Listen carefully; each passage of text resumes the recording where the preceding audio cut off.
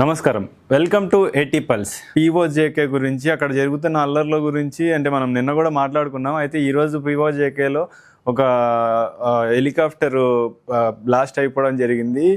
And పీఓజేకేలో జరుగుతున్న అల్లర్ల గురించి మీ వివరణ ఇస్తే ఫైనల్గా మనం క్లోజ్ చేద్దాం. పీఓజేకే సమస్యకి మూలం ఎక్కడుంది అంటే పిండిలో ఉంది. ఆట, హిందీలో పిండిని ఆట అంటారు, తెలుసు కదా. అవునవును. ఆట అనే దానికి రేట్లకు బాగా పెరిగిపోయింది. పిండి నార్త్ ఇండియా అంటే ఇప్పుడు జమ్మూ కాశ్మీర్ లో భాగం కాబట్టి పీఓజేకే కూడా నా దృష్టిలో ఉత్తర భారతదేశం. అవును. సో ఉత్తర భారతదేశంలో అంతర్భాగమైన పీఓజేకేలో ప్రధానమైన ఆహారం ఏంటి అంటే రొట్టెలు, చపాతి. అవునవును. ఈ చపాతి తినాలంటే పిండి కావాలి. పిండి ధర బాగా పెరిగిపోవడం వల్ల వాళ్ళు రోడ్ల మీదకి వచ్చారనేది ఇమీడియట్ కారణం. కానీ చాలా సంవత్సరాలుగా ఎటువంటి సదుపాయాలు ఇవ్వకుండా వాళ్ళ దగ్గర ఉన్న వనరులన్నీ ఎత్తుకొని పోతుంది ఇస్లామాబాద్ లో ఉన్న పాకిస్తాన్ ప్రభుత్వం. పేరుకు పీఓజేకేని పాకిస్తాన్ లో ఇస్లామాబాద్ లో కూర్చున్న అసీం మునీరు, షహబాజ్ షరీఫ్ ఏమని చెప్తారు, ఆజాద్ కాశ్మీర్ అంటారు. ఆజాద్ అంటే స్వతంత్రం. ఆజాద్ కాశ్మీర్ లో ఉండే వాళ్ళకి ఆజాదీ తప్ప అన్ని ఉంటాయి. మన జేఎన్యూ లో ఉన్న వాళ్ళకి ఇంకా ఆజాదీ కావాలంటారు కదా. ఒక రోజు అక్కడ పోయి చూస్తే ఆజాదీ లేకపోవడం అంటే ఏంటో అక్కడ తెలుస్తుంది. తిండి ఉండదు, గుడ్డ ఉండదు, చదువు ఉండదు, కరెంట్ ఉండదు. కరెంటు లేకపోగా విద్యుత్ ఛార్జీలు భయంకరంగా వేస్తారు. అంటే ఇక్కడ ఇండియాలో ఉన్న జమ్మూ కాశ్మీర్ ఏదైతే ఉందో, మన భారతదేశ పరిపాలనలో ఉన్న జమ్మూ కాశ్మీర్ ఏదైతే ఉందో, ఇక్కడ కరెంటు బిల్లు ఒక 2000 వచ్చిన వాడికి అటు బార్డర్ దాటితే అటువైపు 6000 8000 వస్తుంది. భయంకరమైన రేట్లు పెంచేస్తున్నారు అక్కడ విద్యుత్ ఛార్జీలు పెంచడమే కాకుండా విద్యుత్ సరఫరా కూడా ఉండదు వాడికి. ఉందామన్నా లేదు. విద్యుత్ లేకపోతే పరిశ్రమలు ఉండవు కదా, వ్యాపారాలు ఉండవు. ఆ పరిశ్రమలు వ్యాపారాలు లేకపోతే జనాలకు పని ఉండదు, తిండి ఉండదు.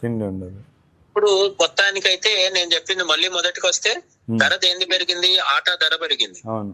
ఆటా ధర పెరగడంతో రోడ్డు మీద ఆట మొదలైంది.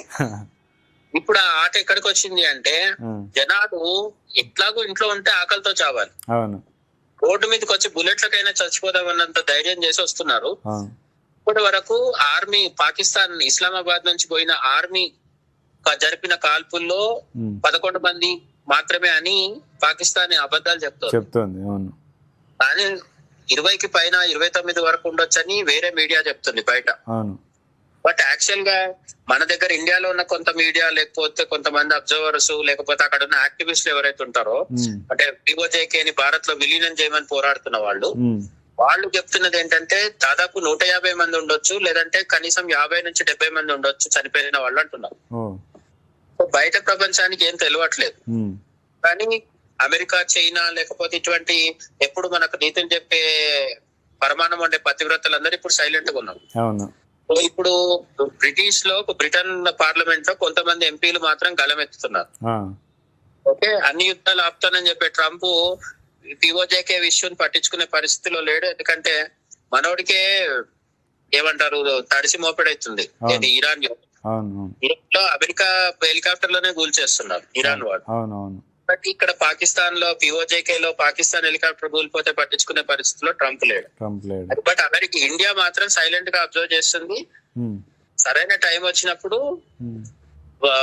ఇంతకు ముందు రాజ్నాథ్ సింగ్ ఒకసారి ఒక కామెంట్ చేయడం జరిగింది, పీఓజేకేని ఆర్మీ వెళ్లి ఆక్రమించాల్సిన అవసరం లేదు, ఆక్రమించడం అంటే ఆర్మీ పోయి స్వాధీనం చేసుకోవాల్సిన అవసరం లేదు, భారత ఆర్మీ అక్కడ ఉన్న ప్రజలే స్వాగతం పలుకుతారు మనకి అని చెప్పడం జరిగింది. ఓకే, ఒకప్పుడు నిజాం పాలనలో తెలంగాణ ఉన్నప్పుడు ఆపరేషన్ పోలో అని 4-5 రోజుల పాటు సైనిక చర్య చేపట్టగానే తెలంగాణ భారతదేశంలో అంతర్భాగం అయిపోయింది, హైదరాబాద్ సంస్థానం.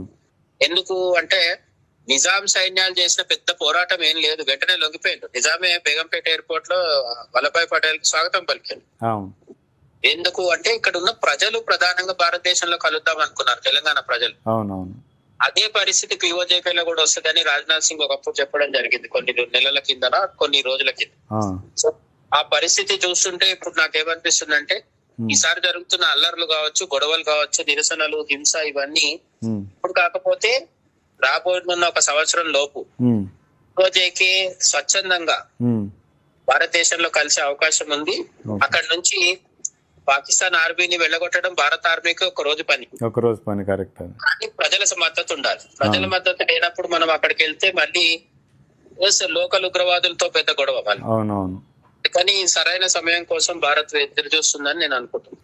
ఓకే.